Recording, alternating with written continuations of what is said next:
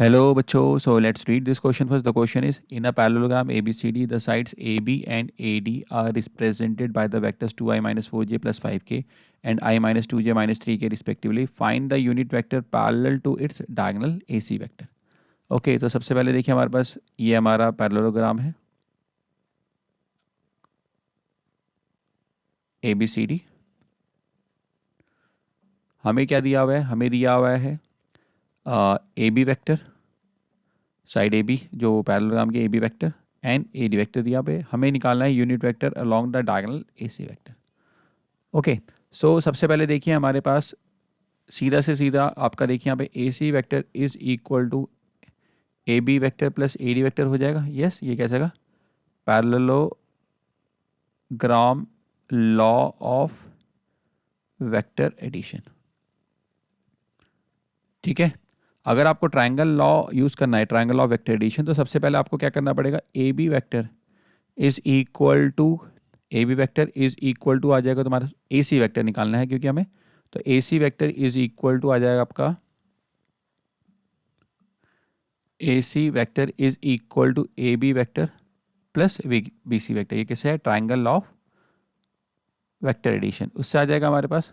And then क्योंकि हमारे पास ये पैरेललोग्राम है तो आपके दोनों कौन कौन से? AC वेक्टर जो हो जाएगा तुम्हारे का AB vector plus AD vector हो जाएगा. Y so? बिकॉज हम जानते हैं कि जो BC वेक्टर है वो तुम्हारा AD वेक्टर के बराबर होगा. क्यों? क्योंकि इनके मैग्नीट्यूड भी इक्वल और इनकी डायरेक्शन भी सेम है. ठीक है, तो आप ये डायरेक्ट ये यूज़ कर सकते हैं, नहीं तो ऐसे भी कर सकते हैं. नाउ इससे जगह देखिए AC वेक्टर इन दोनों का सम कर देते हो AB vector plus AD vector. तो AB हमारे को दिया हुआ है 2i minus 4j plus 5k, वो लिख देता है 2i माइनस 4j